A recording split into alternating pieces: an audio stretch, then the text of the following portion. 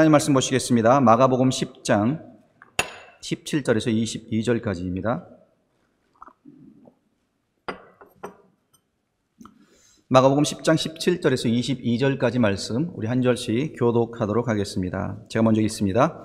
예수께서 길에 나가실새 한 사람이 달려와서 꿇어 앉아 묻자오되 선한 선생님이여 내가 무엇을 하여야 영생을 얻으리이까? 예수께서 이르시되 네가 어찌하여 나를 선하다 일컫느냐? 하나님 한 분 외에는 선한 이가 없느니라. 내가 계명을 안 하니 살인하지 말라, 간음하지 말라, 도둑질하지 말라, 거짓 증언하지 말라, 속여 빼앗지 말라, 내 부모를 공경하라 하였느니라. 그가 여짜오되 선생님이여 이것은 예수께서 그를 보시고 사랑하사 이르시되 내게 아직도 한 가지 부족한 것이 있으니 가서 내게 있는 것을 다 팔아 가난한 자들에게 주라. 그리하면 하늘에서 보화가 내게 있으리라. 그리고 와서 나를 따르라 하시니 그 사람은 재물이 많은 고로 이 말씀으로 인하여 슬픈 기색을 띠고 근심하며 가니라. 아멘. 네, 지난주에는 베드로와 예수님과의 만남을 중심으로 이 만남의 중요성에 대해 말씀드렸습니다. 이제 한 달 뒤인 이 4월 첫째 주가 되면은요, 예수님이 십자가에 달리시고 부활하신 이 고난주간과 또 부활주일을 우리가 기념하게 됩니다. 그래서 이번 3월 한 달 동안에는 예수 그리스도가 우리에게 어떤 분이신지, 그리고 십자가의 의미는 무엇이며 왜 그렇게 십자가가 중요한지에 대해 우리가 함께 생각하고 묵상하는 그런 시간을 갖도록 하겠습니다. 자, 여러분 혹시 지금까지 살아오시면서요, 내 삶에 찾아온 중요한 기회가 있었는데 그 기회를 인식하지 못해서 놓쳐버리고 후회해 보신 적이 혹시 있으십니까? 내가 그때 그것을 알았더라면 놓치지 않았을 텐데, 내가 그때 그것을 알아보았다면 지금 알고 있는 이 지식이 그때도 있었더라면 하면서 혹시 후회해 보신 경험들은 없으신지요? 이 정윤목이라는 시인이 쓰신 후회라는 시가 있습니다. 잠깐 그 내용을 보면은요, 오늘도 너 사랑치 못하였네, 더 그윽한 관심 눈길 주지 못하였네, 그 아이를 뜨거이 더 안아주지 못하였네, 한 걸음 한 걸음 모든 걸음걸음 사랑의 징검다리 선선히 놓아주지 못하였네 라고 말합니다. 내 아이를 조금 더 사랑했더라면, 내 옆에 있는 사람을 조금 더 사랑했더라면, 조금 더 관심을 주었더라면, 조금 더 안아주었더라면, 그 가는 길에 사랑의 징검다리가 되어 주었더라면, 이 자녀에게 또 옆에 있는 사람에게 충분한 사랑을 주지 못한 것에 대한 그 후회의 마음을 담고 있는 시입니다. 그렇습니다. 하나님이 우리에게 가족을 허락하시고 자녀를 허락하신 것, 사랑할 수 있는 기회를 주신 겁니다. 우리에게 시간을 주신 것도 하나님이 우리를 향하신 그 계획을 이룰 수 있도록 기회를 주신 겁니다. 내 옆에 함께한 사람, 내가 지금 가지고 있는 것들, 또 내가 하고 있는 일들, 그 모든 것들이 얼마나 소중한지, 얼마나 귀한 것인지 하나님이 나에게 주신 기회다라는 것을 우리는 잊지 말아야 합니다. 여러분, 사실 우리는 살아가면서요, 많은 기회를 만나게 됩니다. 그런데 그 기회가 찾아와도 그 기회가 얼마나 소중한지를 모르기 때문에 얼마나 쉽게 놓쳐버리는 경우가 많이 있는지요. 오늘 우리가 함께 읽은 이 본문 말씀도요, 너무 참 안타까운 이야기를 담고 있습니다. 그냥 자신의 삶 가운데 작은 성공을 경험할 수 있는 그런 기회가 아니었어요. 자신의 인생을 통째로 바꾸어 놓는, 영생을 좌우하는 그런 소중한 기회였습니다. 그런데 그 기회를 알아보지 못해서 놓쳐버린 한 젊은이의 안타까운 이야기를 오늘 말씀이 보여주고 있습니다. 자, 오늘 본문의 이 사람은 나름요, 인생의 그 의미를 찾고자 했던 사람이에요. 이 마태복음 19장과 누가복음 18장에도 보면 이 동일한 이야기를 담고 있는데요. 그래서 그 내용들을 종합해 보면 본문의 이 사람에 대해 몇 가지 더 추가적인 정보를 우리가 얻을 수 있습니다. 먼저 이 사람은 젊은 청년이었어요. 인생의 경험이 부족했습니다. 또 부자였습니다. 별로 부족함을 느끼지 못하고 성장했어요. 그리고 또 관리였습니다. 젊은 나이에 이 관리직을 맡았을 정도로 어느 정도 권력의 맛을 보았던 그런 친구예요. 세상적으로 본다면 누구나 부러워할 만한 이 세 가지를 가지고 있었습니다. 젊음이 있습니다. 부가 있습니다. 권력도 있었습니다. 그런데 세상 사람들이 부러워하는 이것들이요, 사실은 예수님을 만나고 예수님이 주시는 그 구원과 영생을 얻는 데에는 장애물이 되었다라는 거예요. 자, 예수님께서 길로 지나가시는데 갑자기 이 청년이 달려와서 무릎을 꿇습니다. 그리고 이런 질문을 합니다. 선한 선생님이여, 내가 무엇을 하여야 영생을 얻으리이까? 참 이 청년은 용감했습니다. 저돌적입니다. 자신이 궁금해하는 것, 알고자 하는 것, 이루고자 하는 것에 대한 그 답을 찾는데 전혀 망설임이 없었던 그런 행동이 앞서는 혈기왕성한 청년이었어요. 동시에 그는 또 인생의 문제, 영생의 문제에 있어서는 진지하게 고민하고 진리를 찾았던 이 영혼의 문제에도 관심을 갖고 있던 사람이었습니다. 자, 여기까지는 좋습니다. 자신이 가졌던 그 인생의 질문들에 대한 정확한 답을 주실 수 있는 그분을 만났습니다. 예수를 찾은 거예요. 기회를 얻은 겁니다. 그래서 묻습니다. 선한 선생님이여, 내가 무엇을 하여야 영생을 얻으리이까? 자, 그런데 이 만남의 결말이요, 해피엔딩으로 끝나질 않습니다.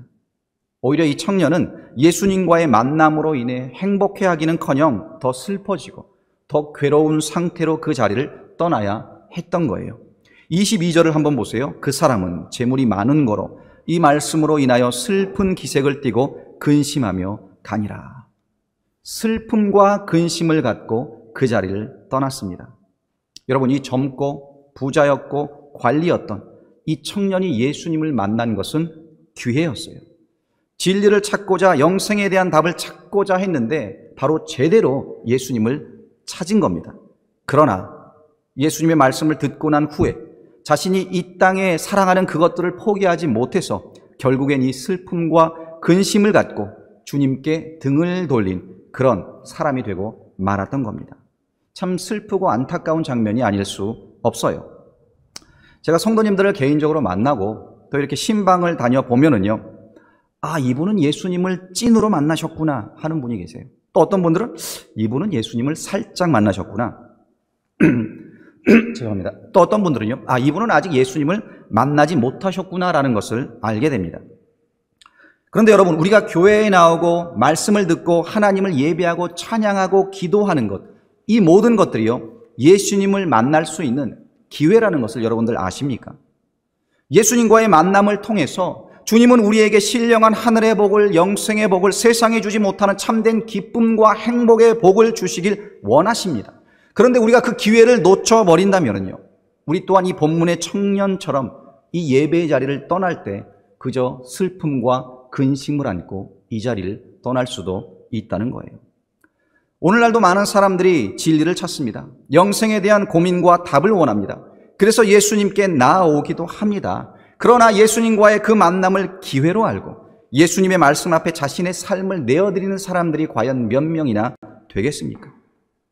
오늘 말씀을 통해 우리 자신을 돌아보고요, 이 청년과는 다른 자세로, 다른 마음으로 주님께 나아가는 우리가 되었으면 좋겠습니다. 그렇게 주님이 예비하신 은혜를, 영혼의 축복을 누리며 기쁨으로 이 자리를 나서는 우리 모두가 될 수 있기를 간절히 축원드립니다. 자, 제일 먼저요, 본문의 청년이 이 기회를 놓친 것은요, 예수님에 대한 잘못된 지식이 있었기 때문이에요. 자, 17절을 다시 보시면 예수께서 길에서 나가실새 한 사람이 달려와서 꿇어앉아 묻자오되 선한 선생님이여, 내가 무엇을 하여야 영생을 얻으리이까? 자, 이 젊은 친구는요, 예수님을 그저 선한 선생님이다 라고 부르고 있습니다. 예수님을 말씀을 그냥 가르치시는 선생으로만 알았던 거예요.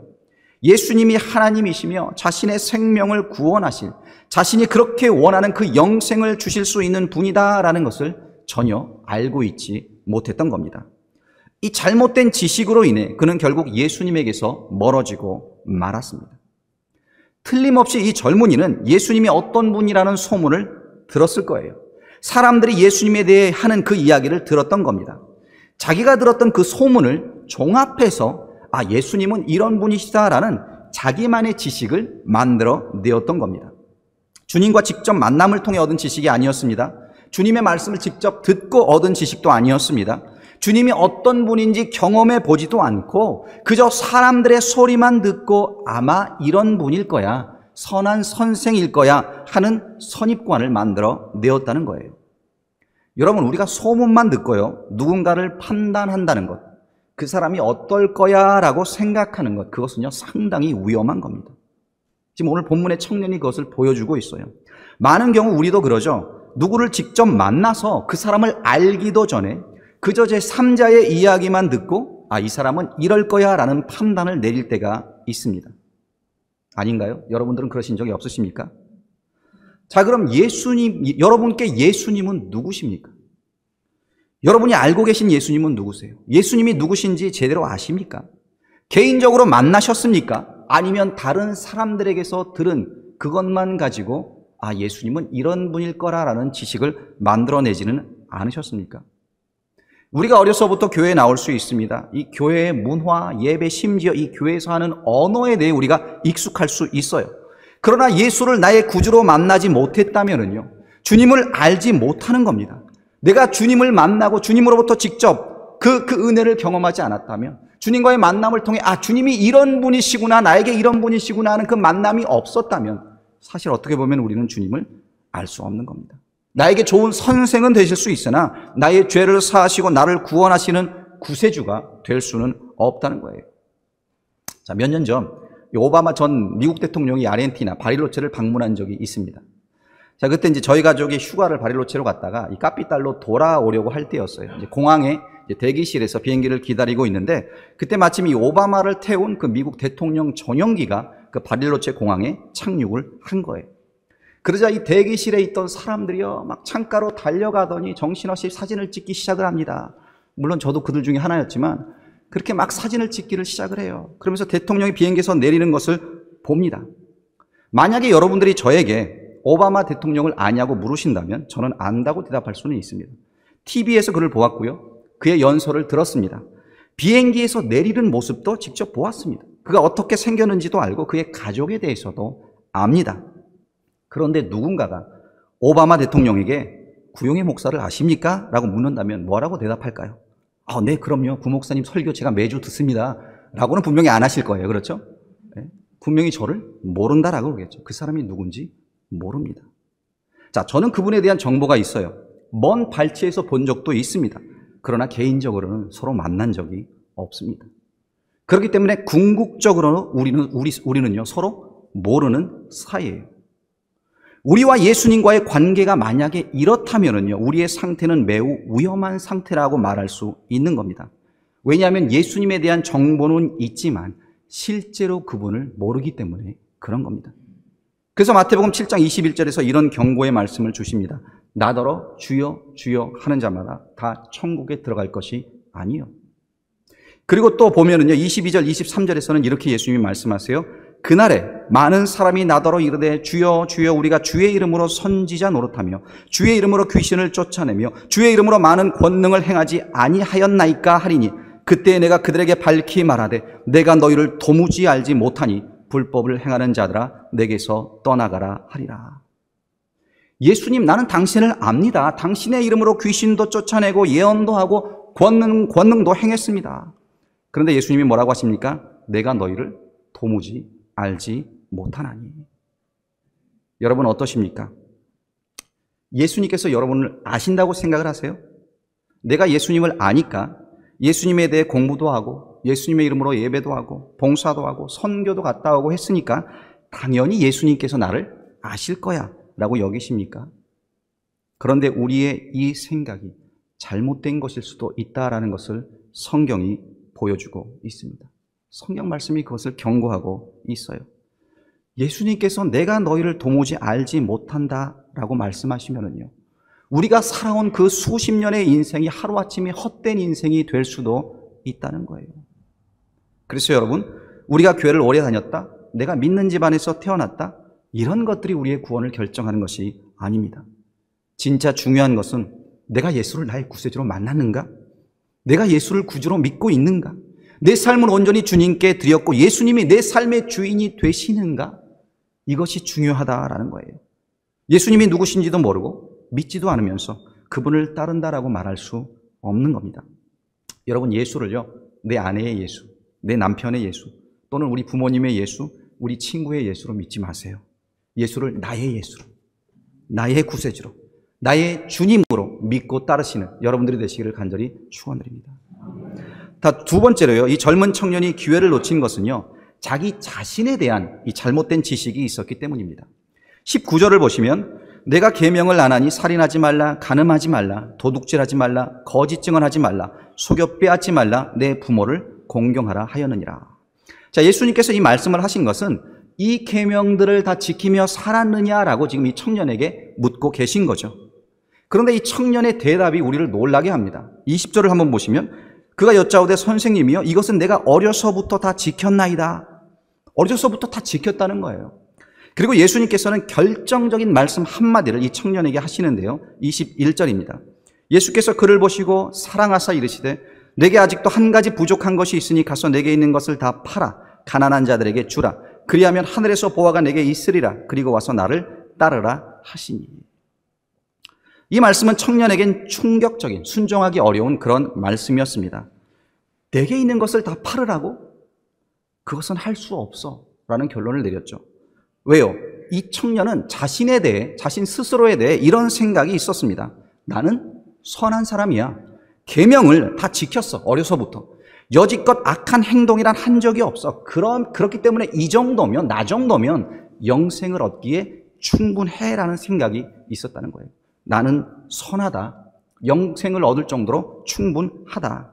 그런데 왜 나에게 소유를 다 팔라고 하시나 이해할 수 없었던 거죠. 자, 그런데 많은 사람들이 이 청년과 똑같은 생각을 하며 스스로에게 속고 살고 있습니다.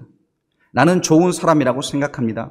나쁜 생각도 하지 않았고 남을 크게 다치게 하지도 않았고 어느 정도 남들이 하는 만큼 그 정도의 거짓말하고 속이는 것은 했지만 그 정도야 세상 사람들이 다 하는 거니까 나 정도면 괜찮은 사람이야.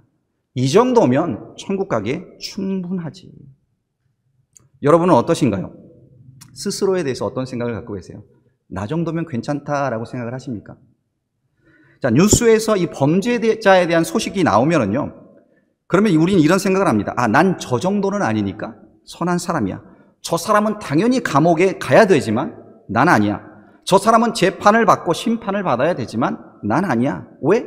난 괜찮은 사람이니까. 착한 사람이니까. 이런 생각을 해보신 적은 없으십니까? 자, 그러나 성경이 하시는 말씀을 한번 들어보세요. 오늘 본문 18절에서 예수님이 말씀하시죠. 하나님 한 분 외에는 선한 이가 없느니라. 착한 사람이 없습니다.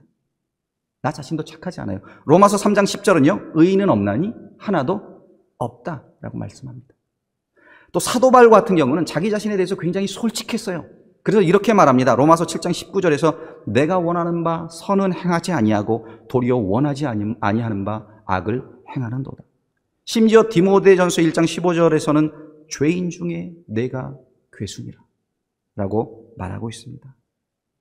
네, 물론 우리가 선하게 살려고 노력할 수 있습니다. 그러나 본질적으로 우리는요, 이 죄의 성을 갖고 태어난 사람들이에요. 그래서 원치 않지만 악을 행할 수밖에 없는 존재라는 겁니다. 죄를 짓기 때문에 죄인이 아니에요. 죄인으로 태어났기 때문에 죄를 지을 수밖에 없는 그런 존재가 바로 우리입니다. 이것을 우리는 전적 타락이라고 말해요. 하나님 앞에 우리는 전적으로 타락한 존재입니다. 심지어 누구를 사랑할 때도 마찬가지죠. 이 새로 결혼하는 신혼부부들에게 묻습니다. 두 사람은 영원히 사랑할 것을 약속합니까?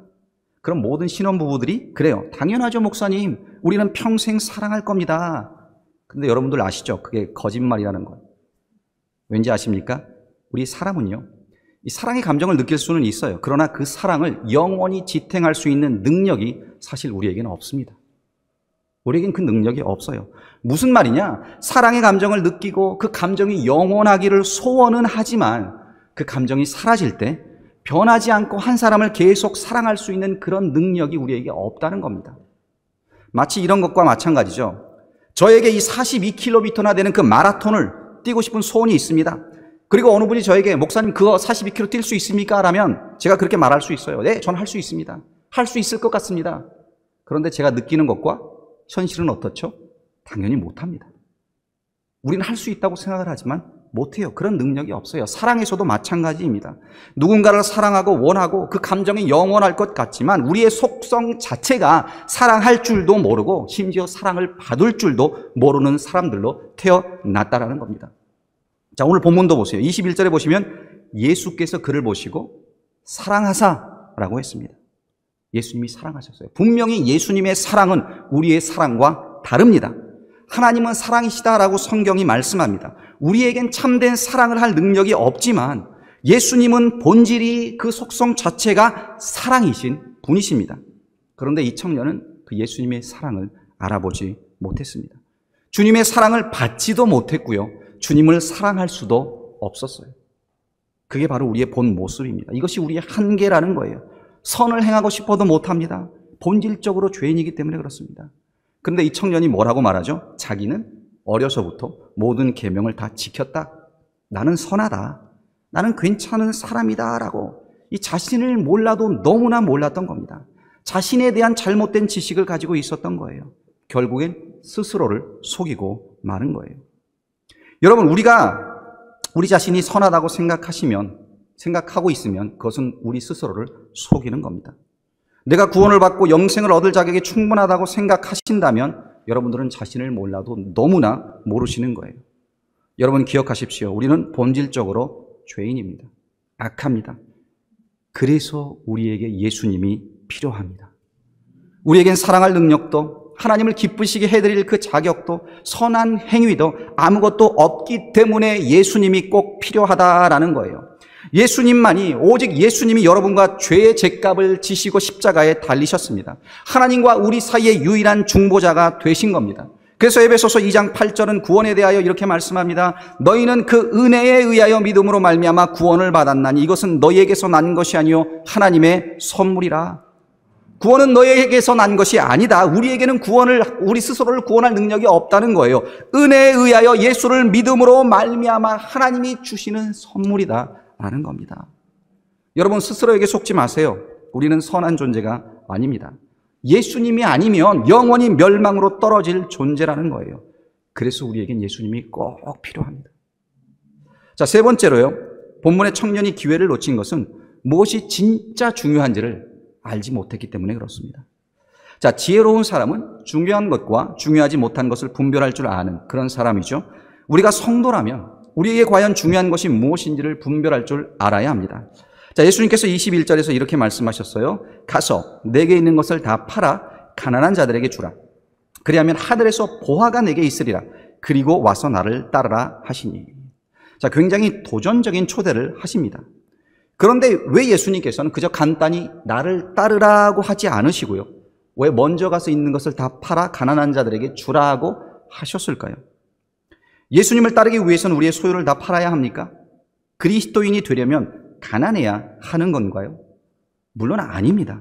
예수님께서 말씀하시고자 했던 의도도 그것이 아니에요. 다른 제자들을 부르셨던 장면을 한번 기억해 보시기 바랍니다. 대부분 그저 나를 따르라고만 하셨어요. 이 본문의 청년에게처럼 그 소유를 다 팔으라고까지 하진 않으셨습니다. 그런데 왜 이 청년에겐 다 팔으라고 하셨을까요? 왜일까요? 왜냐하면 예수님께서는 아셨어요. 재물을 사랑하는 이 청년의 마음이, 재물에 대한 이 청년의 집착이 예수를 믿고 따르는데 장애물이 될 거라는 것을 예수님께서는 아셨던 겁니다. 이 청년에겐 두 가지 문제가 있었습니다. 하나는 자기 자신이 죄인인 것을 인정하지 않은 거고요. 또 하나는 자신이 재물의 노예라는 것을 모르고 있었다는 겁니다. 예수님께서는 이 요구를 통해 이 청년이 자신의 문제를 발견하기를 원하셨던 거예요. 이 마태복음 6장 24절에 보면 이렇게 말씀하셨죠. 한 사람이 두 주인을 섬기지 못할 것이니 혹 이를 미워하고 저를 사랑하거나 혹 이를 중히 여기고 저를 경히 여깁니다. 너희가 하나님과 재물을 겸하여 섬기지 못하느니라. 자, 무슨 말입니까? 재물이라는 것이 하나님의 자리를 차지할 수 있다는 겁니다. 자신의 소유가 얼마이든 간에 많던 적던 이 재물을 하나님보다 더 사랑하고 재물의 노예가 되어서 재물의 통치를 받고 또 재물을 섬기는 사람들이 있다라는 겁니다. 하나님의 통치 아래 있는 것이 아니라 재물에 의해서 이리저리 끌려다니는 사람이 있다라는 거예요. 바로 이 청년이 그랬습니다. 이 청년이 자신의 돈이, 재물이 예수님보다, 심지어 자신의 구원보다, 영생보다 더 중요했던 거예요. 진짜 중요한 것이 무엇인지를 이 청년은 제대로 알지 못했다는 겁니다. 여러분에게 있어서 무엇이 가장 중요합니까? 절대로 이것은 포기할 수 없다라고 하는 무언가가 혹시 있으십니까? 예수님께서 그것을 내려놓으라고 하신다면 내려놓으실 수 있겠습니까? 14세기 당시에요. 이 벨기에를 다스리던 이 레이몬드 3세라는 왕이 있었습니다. 그런데 어느 날 그 동생이 반기를 들고요. 그 왕의 자리를 빼앗은 거예요. 그리고 형 레이몬드를 감옥에 가두어 둡니다. 이 레이몬드 3세는요, 먹는 것을 좋아하던 사람이에요. 식탐이 있던 사람입니다. 자신이 왕이었을 때 매일매일 이 산의 진미를 즐기며 살이 엄청 쪘어요. 그래서 뚱뚱했던 사람입니다. 그리고 이 사람을 가두었던 감옥은요, 이 좀 특별한 디자인을 가지고 있었어요. 문이 없었습니다. 그저 날씬한 사람이 지나갈 수 있는 작은 벽에 작은 공간 하나가 있었어요. 그래서 동생이 형 레이몬드에게 이런 제안을 합니다. 만약 형이 살을 빼서 그 공간을 지나 감옥을 나온다면 그러면 형에게 자유를 주겠다고, 심지어 이 왕의 자리도 다시 돌려주겠다고. 그런데 이 동생이 무엇을 하는가 하면요, 매일매일 형에게 맛있는 음식들을, 많은 음식들을 계속 보냅니다. 자, 이 레이몬드는 음식을 먹지 않고 살을 빼서 감옥을 나갈 것인가? 아니면 매일 들어오는 이 맛있는 음식들을 즐기며 그냥 감옥 안에서 살 것인가를 결정해야 했습니다. 여러분들 같으면 어떻게 하셨겠어요? 이 레이몬드 왕은 어떻게 했을까요? 이 사람은 자신의 식탐을 이기지 못했습니다. 자유를 포기했습니다. 워낙 음식에 집착하다 보니까 그 음식들의 유혹을 포기할 수 없었던 거예요. 여러분 그것 아십니까? 이 레이몬드를 가두어 둔 것은요, 사실 감옥이 아니었습니다. 이 사람은요, 이 그 음식에 대한 그 자신의 욕망 안에 갇혀 있었던 거예요. 많은 경우 우리도 이 사람과 똑같이 행동하며 살아갑니다. 더 중요한 것은 포기하면서 덜 중요한 그 욕망의 노예가 되어 살아간다라는 거예요. 그래서 여러분들은 가족을 포기하면서까지 도박과 알코올과 그것의 노예가 되어 살아갑니다. 생업을 포기하면서까지 게으름과 쾌락의 노예가 되어 살아갑니다. 예수님과 영생을 포기하면서 재물의 노예가 되어 살아간다는 거예요. 예수님은 이 청년을 사랑했습니다. 그의 생명이, 그의 구원이 예수님께는 훨씬 더 중요했던 겁니다. 그래서 모든 것을 포기하고 나를 따르라고 하셨던 거예요.